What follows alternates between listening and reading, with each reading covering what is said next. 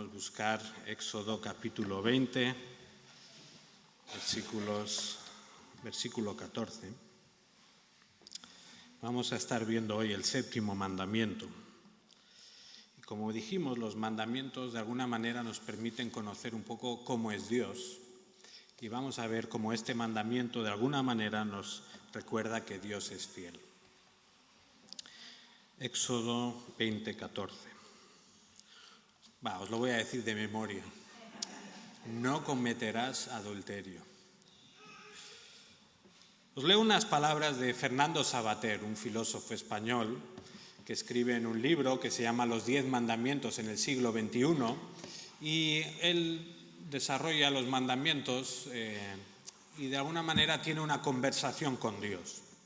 Y esto es lo que dice Fernando Savater sobre el séptimo mandamiento.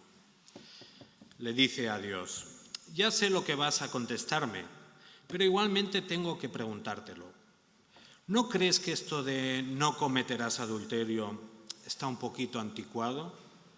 Hombre, estoy seguro de que era razonable en las épocas en que el jefe de la familia debía estar seguro de que transmitía su herencia a sus hijos legítimos cuando el hombre era dueño de la mujer.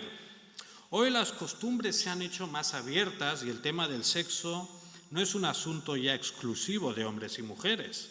Todo ha cambiado y se admiten relaciones prematrimoniales, postmatrimoniales, entre gente que no se ha casado nunca, homosexuales. Tal vez esto te escandalice, pero es una idea bastante extendida y es un tema de discusión que tiene innumerables aristas. Por eso, creo que te vendría bien leer este capítulo, que te servirá para ponerte al día en estas cuestiones que son muy sugestivas. Esto le dice Fernando Savater a Dios. ¿Qué os parece? Bueno, oremos por Fernando Savater, ¿verdad? Lo cierto es que en general la gente hoy en día todavía se horroriza un poco, ¿no? Cuando lee sobre algún asesinato, les parece escandaloso o algo a tener miedo. La gente también a veces se indigna, ¿no?, cuando descubre que un político ha mentido sobre algo muy importante o que ha robado dinero público. Pero cuando llegamos al tema del sexo, del adulterio, parece que ya no es algo que escandaliza tanto, ¿verdad?, a la sociedad. Hoy en día el tema del adulterio pues casi que se ha convertido en un entretenimiento, ¿no? Hay programas de televisión que giran en torno a la idea de ver si la persona que está allí adultera o no adultera, ¿verdad? Esto es lo que nuestra sociedad ahora mismo está pensando, ¿no? El adulterio no es algo importante, el adulterio es algo más de la vida. Pero, ¿qué piensa Dios sobre esta cuestión? ¿Realmente a Dios le importa si nos acostamos con una persona o con otra?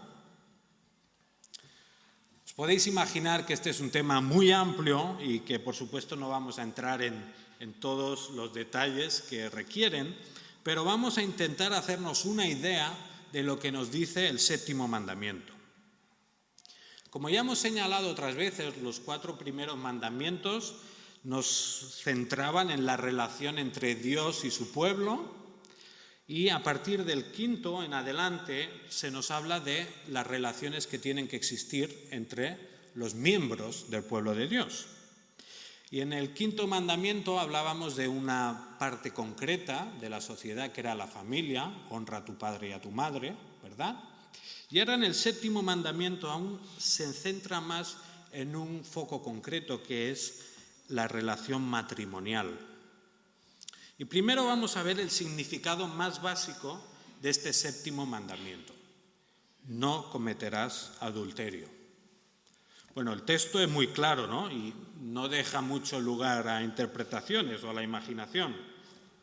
No cometerás adulterio significa que básicamente un hombre y una mujer casados no pueden tener relaciones sexuales fuera del matrimonio, no pueden tener relaciones con otras personas. En el resto del Pentateuco, en los primeros libros de la Biblia, vemos que este mandamiento vuelve a surgir, se explica quizá incluso con más detalles. Por ejemplo, Levítico capítulo 20, versículo 10, dice: si un hombre comete adulterio con la mujer de otro hombre, que cometa adulterio con la mujer de su prójimo, el adúltero y la adúltera ciertamente han de morir. Según el mismo Dios, entonces, el que un hombre y una mujer casados tengan relaciones sexuales fuera del matrimonio no solo es algo que se debe prohibir, sino que para Dios es algo que se debe castigar con la pena de muerte. Cuidado, ¿verdad? Esto de alguna manera ya nos apunta que para Dios la pureza sexual en el matrimonio no es un tema secundario, sin importancia, sino que para Dios es muy importante que se conserve la pureza sexual en el matrimonio. Muy fácil. Primera aplicación entonces para nosotros, para nuestras vidas. Obviamente para los que estamos casados, no cometamos adulterio, no tengamos relaciones sexuales con otras personas fuera de nuestro matrimonio. El Nuevo Testamento repite esta idea. Hebreos 13:4 dice: sea el matrimonio honroso en todos y el lecho matrimonial sin mancilla, porque a los inmorales y a los adúlteros los juzgará Dios.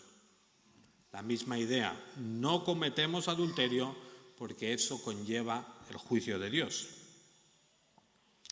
Entonces, podemos responder a la pregunta de ¿le importa a Dios con quién me acuesto? Pues sí, a Dios le importa con quién me acuesto. Aunque la sociedad que nos rodea vea el sexo como algo irrelevante o como una opción más, ¿no?, para el ocio, como el que va a pasear a la montaña, el que va a disfrutar en la playa, pues si a ti te gusta acostarte con la gente, pues te acuestas, porque es una opción más que tienes para pasar el tiempo, ¿no? Pues aunque esta sociedad que nos rodea piense de esta manera, nosotros tenemos que seguir diciendo que a Dios sí que le importa lo que hacemos a nivel sexual. Por tanto, casados y casadas, tenemos que restringir nuestra actividad sexual de forma exclusiva a nuestro matrimonio. Ahora, alguien podría preguntarse, bueno, ¿qué pasa con los que no están casados? ¿Es que tienen solo 9 mandamientos? ¿Podemos decir que a los que no están casados el séptimo mandamiento no les importa para nada? Buena pregunta. Pues sí, sí que les importa. Cuando hablamos de los mandamientos, por un lado está claro que son órdenes específicas y concretas, ¿no? Pero los 10 mandamientos también son como una especie de sumario de toda la ley que Dios dio a Moisés. Sabemos que, si los contamos, en el Pentateuco hay más de 600 leyes, 600 mandamientos. Por tanto, los 10 mandamientos son como una especie de índice o de resumen que incluyen también todo lo que va después. En este sentido, vemos que a Dios no le importa solo la pureza sexual dentro del matrimonio, sino que también le importa lo que hace todo el pueblo de Dios. Y en el mismo pasaje de Levítico 20, sí que habla de los que están casados deben ser fieles, pero luego empieza a decir, bueno, no te acuestes ni con tu tía, ni con tu tío, ni con el hermano de no sé quién, ni con la abuela, ni con la madre, ni con la suegra, etcétera, etcétera. Luego, obviamente, sigue diciendo, no tienen que haber relaciones sexuales entre personas, hombres con hombres, ni mujeres con mujeres, y luego acaba diciendo que ya ni con animales tampoco, ¿verdad? Entonces, a Dios le importa la sexualidad no solo en el matrimonio, sino los que no están casados, oye, también les interesa y tienen que ver este mandamiento para ellos, ¿no? La pureza sexual, entonces, es hacia lo que nos apunta el séptimo mandamiento que leemos en Éxodo 20. Y lo que nos lleva es a ver la sexualidad,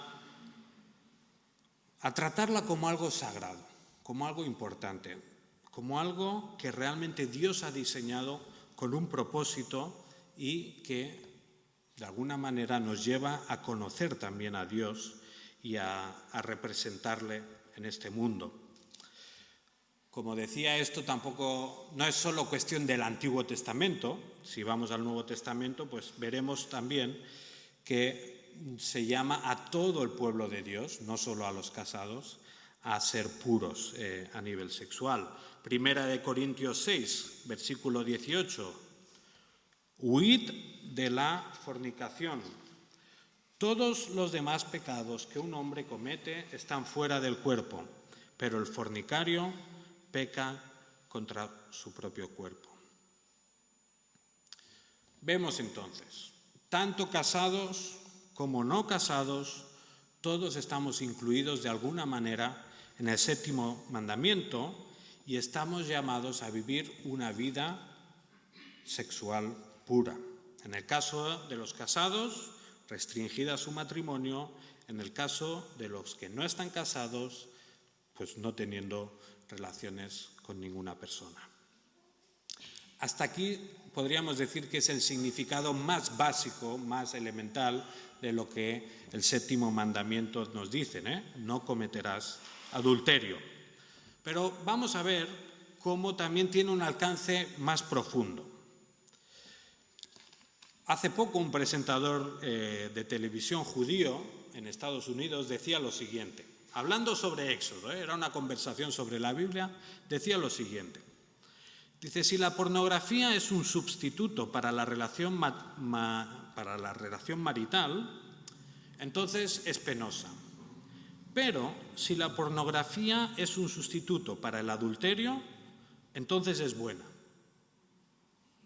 Esto decía un judío, ¿verdad? Lo entendéis, ¿no? Si la pornografía es para que, digamos, altera la relación matrimonial, mala. Ahora, si evita que tenga relaciones fuera del matrimonio, entonces es buena. Con eso se conformaba, digamos. ¿Qué creéis que diría Jesús sobre esto? Bueno, obviamente Jesús dijo algo, ¿no?, sobre esto. Como sabéis, en el Sermón del Monte, en Mateo 5, Jesús está explicando con detalle ciertos aspectos de la ley judía y está desarrollando con mayor profundidad, ¿no?, qué significaba exactamente eso, cuál era su verdadero cumplimiento. En Mateo 5, 27 y 28, Jesús está hablando del séptimo mandamiento y dice, habéis oído que se dijo, no cometerás adulterio. Pero yo os digo que todo el que mire a una mujer para codiciarla, ya cometió adulterio con ella en su corazón. ¿Qué había pasado? Los judíos se habían conformado en cumplir el séptimo mandamiento de una forma muy superficial y muy machista. De tal forma que algunos pensaban que un hombre judío casado podía tener relaciones con otra persona, con otra mujer que no estuviera casada, porque no estaba, digamos, no estaba invadiendo la propiedad de otro hombre. ¿Entendéis, no? Si la mujer estaba soltera y él estaba casado, entonces ellos consideraban que podían tener relaciones porque eso no era adulterio y no era romper el séptimo mandamiento. E incluso podía llegar a pasar que si la mujer estaba casada, pero estaba casada con un gentil, que los gentiles eran como la basura de este mundo, entonces tampoco contaba como adulterio. Ahí se había conformado el pueblo judío. ¿Qué les dice Jesús? Os digo que si, aunque mires a una mujer y la desees, ya has cometido adulterio. Jesús les está enseñando a sus oyentes que el séptimo mandamiento no es simplemente, oye, no toques a otra mujer o no toques a otro hombre. El significado del séptimo mandamiento nos está hablando de una fidelidad interna, de una fidelidad que empieza en el corazón y en la mente. El séptimo mandamiento no se rompía solo por acostarse con la mujer de otro o con otro hombre, sino que el séptimo mandamiento tenía que ver con romper la fidelidad a nuestro cónyuge. Para Jesús, la fidelidad entonces empieza con el deseo interno. Si alguien tenía deseos sexuales hacia otra persona que no fuera su propia esposa, ya estaba cometiendo adulterio. ¿Hacia dónde nos lleva esto entonces? Pues esto nos hace ver que en nuestro caso la fidelidad matrimonial también no es solo algo superficial y externo, de no me voy a acostar con ninguna otra persona, sino que la fidelidad matrimonial es algo que empieza en el corazón.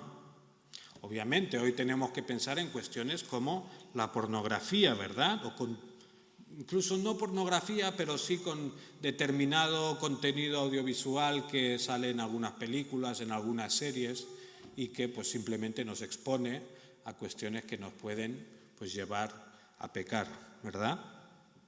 Todo aquello que pueda generar en nosotros un deseo sexual ilícito hacia otra persona que no sea nuestro cónyuge, tiene que ser algo a lo que ponemos barreras y contra lo que luchamos. Cuando vemos que algo afecta a nuestro corazón, a nuestro deseo, entonces tenemos que tratar de evitarlo. Un comentarista hablaba de un ejemplo de un amigo suyo y decía, bueno, por ejemplo, no es malo, ¿verdad?, ir a la playa, no es ningún pecado, tampoco es ningún pecado ir al cine, ¿verdad? En cambio, este amigo decía que él no iba a determinados sitios por lo que le generaba cuando estaba ahí. Pues si iba a la playa y veía ciertos atuendos, pues él le provocaba ciertos deseos, ¿no? Entonces, esta persona prefería evitar exponerse a todo aquello que le generara un deseo ilícito sexual. Por supuesto, aquí no se trata de ser legalistas. Hay personas que quizá no les afecta nada, entonces no hay problema, pero sí que tenemos constantemente que estar guardando en nuestro corazón y ver qué cosas nos afectan y cómo esto puede dañar nuestra relación con nuestro esposo o nuestra esposa. Podríamos decir mucho más sobre esta cuestión, no es algo para tratar en 20 minutos, como os podéis imaginar, pero nos tenemos que quedar con que el espíritu del séptimo mandamiento nos lleva a cuidar no solo nuestra fidelidad externa y superficial, sino que Dios desea, o Dios nos transmite a través de este mandamiento, que Él quiere que seamos fieles también internamente. Por último, vemos que el séptimo mandamiento también nos apunta hacia una realidad más grande y más gloriosa, ¿no? No podemos entrar mucho en profundidad, pero no podemos hablar del séptimo mandamiento, no podemos hablar de no cometerás adulterio sin pensar en Cristo y la Iglesia, ¿verdad?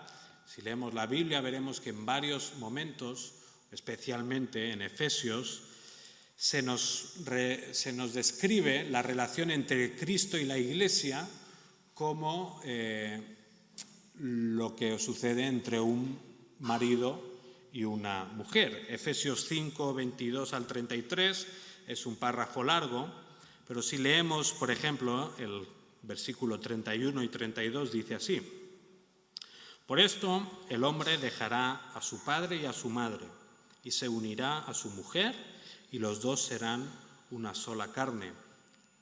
Grande es este misterio, pero hablo con referencia a Cristo y a la Iglesia. Básicamente, lo que Pablo nos está enseñando aquí es que el matrimonio está pensado por Dios desde el principio, desde la creación misma del universo, como una imagen, como una especie de ilustración que ya apuntaba hacia la relación entre Jesús y la Iglesia. En Apocalipsis también vemos, ¿no?, que al final de Apocalipsis, ¿qué suceden? Las bodas del Cordero. O sea, el final de la historia es que al final hay una boda entre el Cordero, que es Jesús, y la novia, que es la Iglesia, ¿no? Y si vemos Eso es al final. Si nos vamos al principio de la Biblia, vemos que la culminación de la creación también es un matrimonio. Entonces Dios desde el principio de la historia, a lo largo de toda la historia, nos está apuntando con el matrimonio hacia la relación entre Cristo y la Iglesia. Así que el séptimo mandamiento es muy importante porque de alguna manera está protegiendo el testimonio de Jesús, o está protegiendo esa ilustración que Dios quiso crear desde el principio, ¿verdad? Cada matrimonio entonces tiene que ser un reflejo fiel del amor intenso que existe entre Jesús y la Iglesia. El matrimonio nos tiene que recordar que Dios es fiel además, ¿verdad? Es lo que estábamos cantando al principio, pero el séptimo mandamiento nos lleva a pensar que también Dios es fiel. Y en este sentido Jesús, como el marido perfecto, es fiel a su esposa, fiel hasta la muerte, ¿verdad? Hasta morir por ella en una cruz. Tengo que ir muy rápido, lo siento, pero es lo que hay. Entonces, dicho esto, tenemos que entender que el sexo no es algo malo. Todo lo contrario, ¿verdad? El sexo no es esa cosa mala que está en el mundo y que nos afecta, incluso como muchos cristianos a lo largo de la historia han pensado, incluso habían cristianos de los primeros siglos que pensaban que lo mejor era castrarse y olvidarse de eso. No. La Biblia nos enseña que el sexo es bueno, pero es bueno dentro de los límites que Dios ha creado. Y de alguna manera el deseo sexual nos recuerda esa completa entrega de Jesús por su Iglesia, esa pasión que lo lleva a sacrificarse hasta lo más doloroso por amor a su Iglesia. Así que, casados y casadas, pues tal y como diría Pablo en 1 Corintios 7:5, no os neguéis el uno al otro. Lo dice muy claro. Esta quizás es la mejor aplicación que puedo dar en un sermón, pero los matrimonios tienen que tener todo el sexo que puedan. Así que matrimonios, vuestro pastor os dice, porque la Biblia enseña que tenéis que tener todo el deseo, todo el sexo que podáis. El séptimo mandamiento dice no cometerás adulterio. Y uno podría pensar, ¿no?, que la mejor defensa contra adulterar sería estar muy pendiente siempre de estar atento a las tentaciones, ¿no? Y ir pensando, no voy a hacer esto porque voy a caer, no voy a hacer esto otro por no caer. La mejor defensa, ¿qué es? Un buen ataque, ¿verdad? Entonces, ¿cuál es la mejor defensa contra el adulterio? Pues tener un matrimonio vivo, pleno y con sexo abundante. Así que ve y haz tú lo mismo, ¿no? Por otro lado, para los que no están casados, ¿todo esto qué? ¿Son menos? O no casados ya, quizá personas que están separadas, quizá personas que están viudas, quizá personas que todavía no se han casado. ¿Todo esto no importa? ¿Son menos creyentes? ¿Representan menos a Dios? Para nada, ¿verdad? ¿Cuál es la imagen más fiel de Dios que ha habido en toda la historia? La mejor representación o la mejor, ¿cómo hemos podido conocer mejor a Dios en la historia? En Jesús, ¿verdad? ¿Ahora qué fue Jesús toda su vida? Soltero. Es más, Jesús existe desde el principio y hasta el final. Y Jesús, encarnado ya, que se queda para siempre, nunca ha tenido ni nunca tendrá sexo. No sé si lo habíais pensado alguna vez. Algunos piensan en el sexo de los ángeles. Bueno, Jesús, hombre, nunca tuvo y nunca tendrá sexo.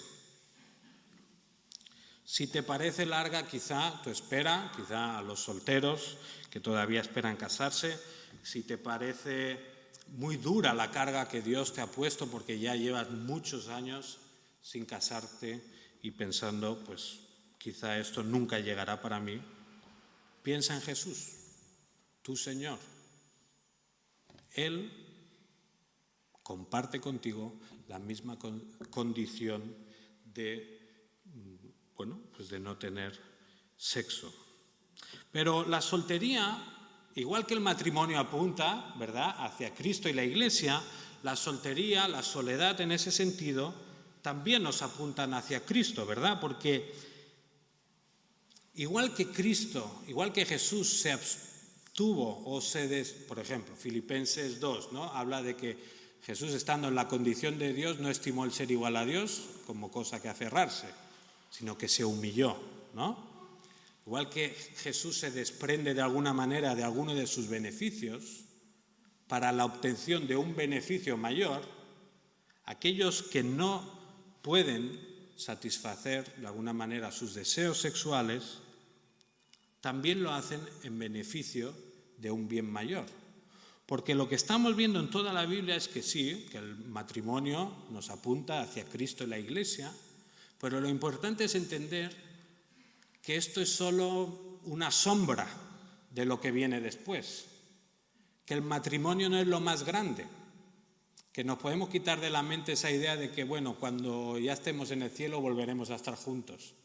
Jesús mismo dice, en el cielo ni se casan ni se dan en casamiento, porque el matrimonio es solo algo temporal, es un parche bonito que Dios ha hecho para llevarnos hasta el momento, hacia la plenitud, que todos los cristianos por igual viviremos cuando estemos con Él.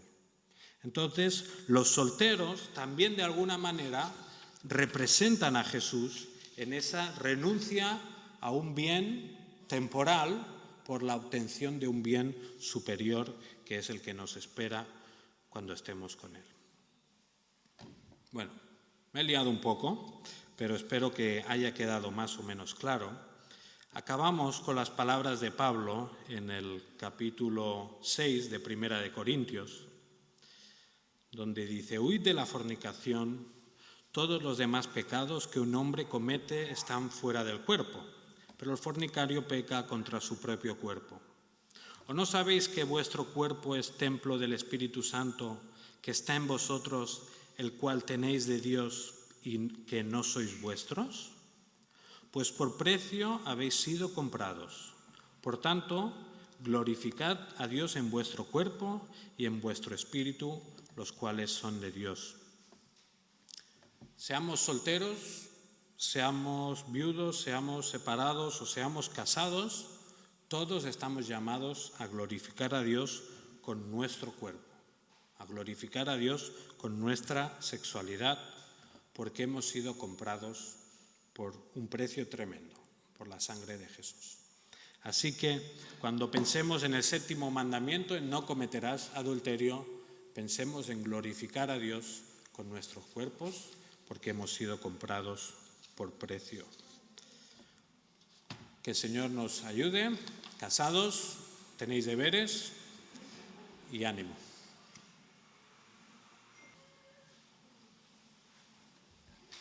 Pues avanzamos con nuestra reacción, primer bloque para poder reaccionar ante lo que nos ha compartido Eric.